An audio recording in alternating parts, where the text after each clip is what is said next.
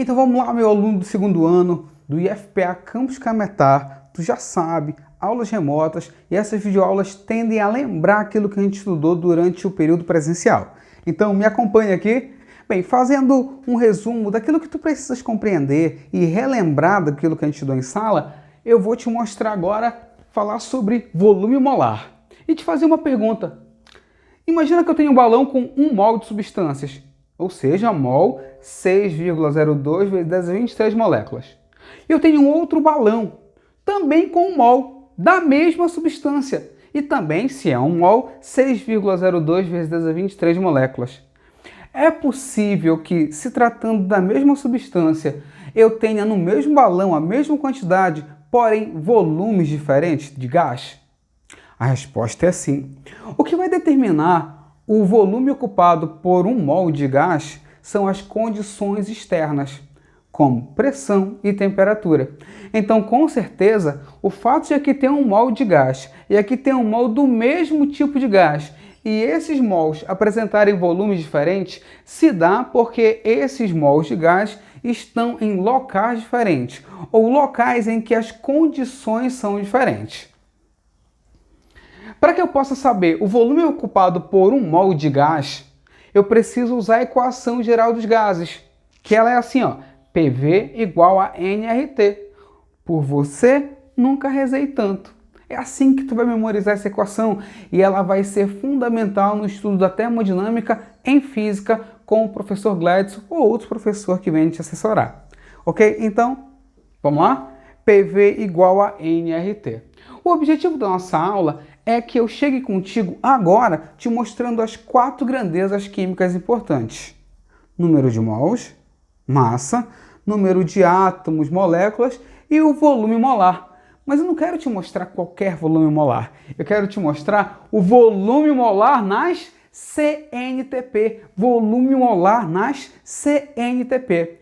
A sigla CNTP está escrito aqui, ó. Significa condições normais de temperatura e pressão. E meu aluno do campus Cametá, do segundo ano, tem que saber, claro, o que significa a CNTP, mas ele também tem que saber que a CNTP significa pressão, 1 atm, e a temperatura de 0 graus Celsius, que equivale a 273 Kelvin. Então eu vou te mostrar como determinar agora o volume molar dos gases ou das substâncias em estado gasoso nas CNTP, usando a equação geral dos gases. Eu faço assim, ó, pressão, 1 atm. O volume é o que eu quero encontrar. E se eu quero o volume molar, é o volume de 1 mol. É por isso que esse N, que significa número de mols, vai ser 1 bem aqui, ó. Eu vou usar a constante geral dos gases para pressão em atm e volume em litros, 0,082. A temperatura na SNTP é de 0 graus Celsius. Mas sempre que eu usar essa equação geral dos gases, essa temperatura tem que estar necessariamente na escala Kelvin. E é por isso que eu vou colocar aqui 273.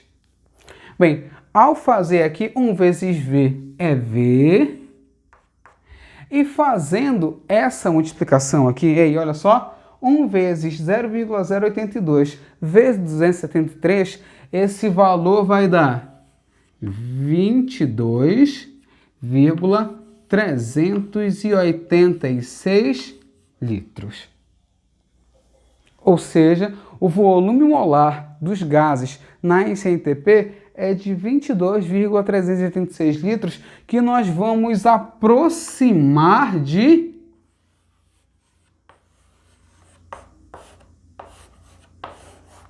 22,4 litros. Então, meu aluno, meu caro aluno, minha aluna, eu preciso que a partir de agora tu memorize que 1 mol de qualquer gás que seja, de qualquer substância, na SNTP, vai ocupar sempre o valor exato de quanto? 22,4 litros. Então, olha a conclusão que eu quero que tu tomes. Olha a conclusão que eu quero. Olha como a gente estabelece a relação entre as 4 grandezas. Conclusão para a água, que a gente calculou a massa molar no vídeo passado. 1 mol de água tem necessariamente, que nós calculamos no vídeo passado, qualquer coisa tu volta lá e relembra, 18 gramas. Número de mols, massa de 1 mol é massa molar. Esse 1 mol não é uma dezena, não é uma dúzia, não é uma centena, é 1 mol. Então vai ter 6,02 vezes 10 a 23 moléculas. E se essa água estiver submetida às condições normais de temperatura e pressão, ou seja, CNTP, 1 mol de água na CNTP vai ocupar sempre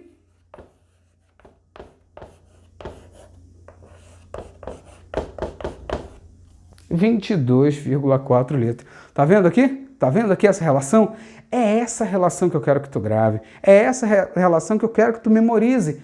Número de mols, massa, moléculas, átomos, íons, fórmulas e volume molar na CNTP. Memoriza isso que tu vai ser feliz em química, tanto em grandezas químicas quanto em cálculos estequiométricos. Essa foi a nossa primeira aula remota. Até mais!